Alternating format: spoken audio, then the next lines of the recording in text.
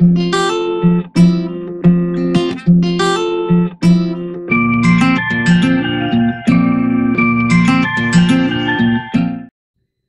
Friends, elevator চ্যানেলে আমি তোমাদেরকে ওয়েলকাম জানাচ্ছি।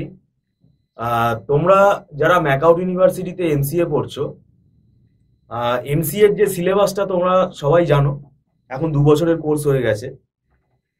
মুশকিলটা কি হচ্ছে, মানে আমাদের এবারে মানে সেকেন্ড সেমেস্টারের যে পরীক্ষাটা ইভেন্ট সেমেস্টার ম্যাকআউটে, এটা জুন মাসে হতে চলেছে, জুন মাসে হবে। কতগুলো সাবজেক্ট আছে? Data structure with Python, object oriented programming with Java, networking আর অপারেটিং সিস্টেম। কম্পালসারি সাবজেক্ট বললাম। এবার ইলেকট্রিক সাবজেক্টও আছে, এক একটা কলেজে এক এক রকম ইলেকট্রিক সাবজেক্ট দেয়। তো কম্পালসারি এই 4টে সাবজেক্ট, এই 4টে সাবজেক্টের লোড তোমরা জানো কত? সিলেবাসটা কি দেখেছো? সিলেবাসটা যথেষ্ট বড়। এবং এই 4টে সাবজেক্ট কি 2 মাসে পড়া যায়? এখন হাতে বলতে গেলে 2 মাস রয়েছে, আজকে প্রায় 23 তারিখ হয়ে গেল মার্চ মাসে। তো এই 2 মাসে সিলেবাসটা সত্যি কমপ্লিট করা খুবই ডিফিকাল্ট। এবং আমরা কিন্তু স্টুডেন্টকে যারা এনকোয়ারি করছে তাদেরকে কিন্তু বলেই দিচ্ছি, ভাই পুরো সিলেবাস কমপ্লিট হবে না। কারণ আমরা শুধু তো একটা স্টুডেন্ট এমসিএ এর সেকেন্ড সেমেস্টারের স্টুডেন্ট নিয়ে আমরা এখানে বসে নেই। আমাদের এখানে বিটেক এর স্টুডেন্ট আছে, বিসিএ আছে, এমবিএ আছে, বিবিএ আছে, কম্পিটিটিভ এক্সাম আছে, মানে এত ডিফারেন্ট আমাদের এখানে ভ্যারিয়েশনের কোর্স চলে। তো এবার ব্যাপারটা হচ্ছে, তাহলে কি করব?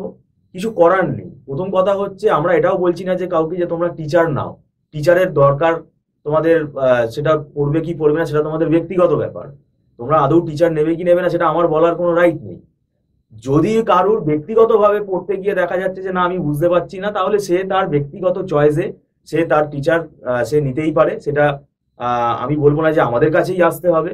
যদি তার মনে হয় আমাদের পড়ানো তাদের ভাল লাগবে, আমাদের কথা শুনে তাদের ভাল লাগছে, তাহলে সে আমাদের কাছে আসবে।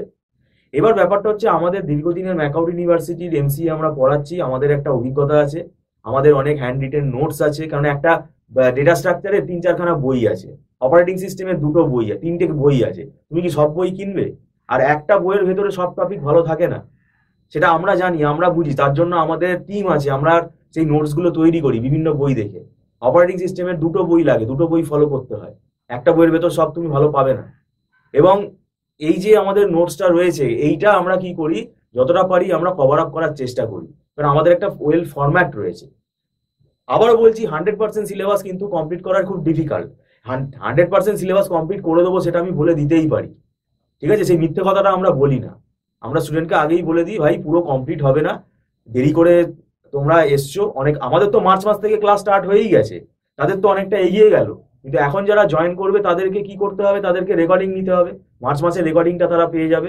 রেকর্ডিং ক্লাসের একটা বলে রাখি, আমাদের টার্মস অ্যান্ড কন্ডিশনস আছে। রেকর্ডিং ক্লাসের যে ফিসটা, আমাদের মান্থলি যে ফিস সিস্টেম লাইভ ক্লাসে, তার থেকে কিছুটা কম হয়। এবং নোটসগুলোও তোমরা পেয়ে যাবে। কিন্তু ভিডিওগুলো, রেকর্ডিং যে ক্লাসগুলো, সেগুলো একটা নির্দিষ্ট টাইম বলে দেওয়া হবে, ডে বলে দেওয়া হবে, তার ভেতরে দেখে নিতে হবে। তার ভেতরে যদি কেউ না দেখে, তাহলে সেই ভিডিও কিন্তু ডিলিট হয়ে যাবে। সেই ভিডিও কিন্তু ডিলিট হয়ে গেলে সে কিন্তু আর দেখতে পাবে না। তাই এখানে কিন্তু একটা রেস্ট্রিকশন আছে। তো অবশ্যই তাকে দেখে নিতে হবে, কারণ সে পেমেন্ট করছে যখন, সেটা তো তার দায়িত্ব। আর এখানে ক্লাউডের স্পেসটা কিন্তু লিমিটেড স্পেস, কারণ আমাদের এখানে ডে বাই ডে এতগুলো ক্লাস চলছে। তো একটা নির্দিষ্ট দিন দেওয়া হবে, তার ভেতরে তারা অবশ্যই দেখে নিতে পারবে, এটা আমি আশা করি। আর একটা ব্যাপার, যে সিলেবাসের ব্যাপারটা, মানে কি বলবো, ডেটা স্ট্রাকচারের যে সিলেবাসের তো অনেক বড় সিলেবাস। তারপর পাইথন অনেকে ভালোভাবে জানে না, আমরা যেটা দেখতে পাচ্ছি। ওদিকে অপারেটিং সিস্টেমের মধ্যে অঙ্ক আছে, অ্যালগোরিদম আছে, তারপরে জাভা প্রোগ্রামিং। তো এই মানে সাবজেক্টের নামগুলো শুনলে একটা যে কেউ বলবে যে এ তো একটা ভারী ভারী সাবজেক্ট। তো সেক্ষেত্রে এই সময়ের মধ্যে সিলেবাসটা কমপ্লিট করা কিন্তু খুবই কঠিন ব্যাপার। এবং কমপ্লিট করা আর ধরে পড়ানো, কনসেপ্ট ক্লিয়ার করে পড়ানো, এর মধ্যে ব্যাপার আছে।